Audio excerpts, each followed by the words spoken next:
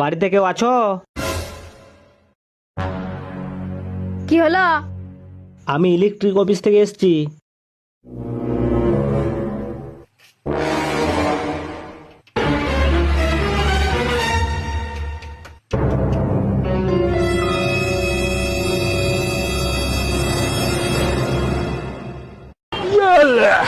তোমার 6 মাসে 20,000 টাকা বিল বাকি আছে। উপর মহল থেকে অর্ডার, আজকের মধ্যে বিল না দিতে পারলে আমরা লাইন কেটে দিতে বাধ্য হব।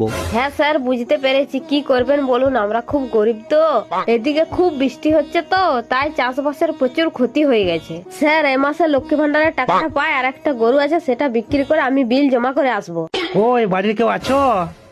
এটা আবার কি বিপদ এলো রে? কি হয়েছে বলো? আমি ফ্লিপকার্ট থেকে এসেছি। তুমি একটা আইফোন অর্ডার দিয়েছিলে না, সেইটা চলে এসেছে।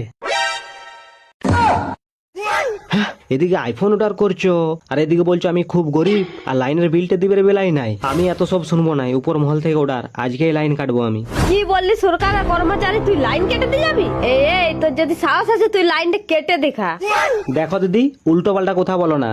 উপর মহল থেকে অর্ডার আছে, আমি লাইন কেটে দেবো বাস। লাইনটা কি তোর দাদু লাগিয়ে গেছিল না কি রে, তুই যে লাইন কাটতে চলে এসছিস? দেখো দিদি, খবরদার দাদুর নাম ধরে ডাকবে নাই। এদিকে বিল দিবের বেলায় নাই, আর এদিকে বড় বড় চাটি। দাঁড়াও, আমি এখনই লাইন কেটে দিচ্ছি। চ দেখি তুই কেমন লাইন কাটতে পারিস, চ দেখি তোর কত সাহস। চলো। চ।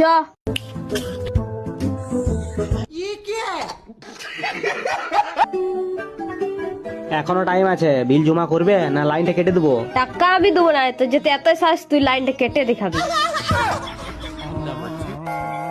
লাইনটা কেটে দিয়েছিস? তা কাটবো না, লাইনটা তোমার বাপের যে জুড়ে রাখবো।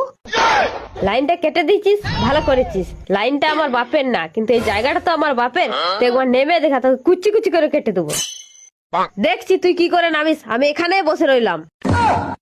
তার কেটেছিস, ভালো করেছিস। ওই তারে ঝুলে ঝুলে বাড়ি যা।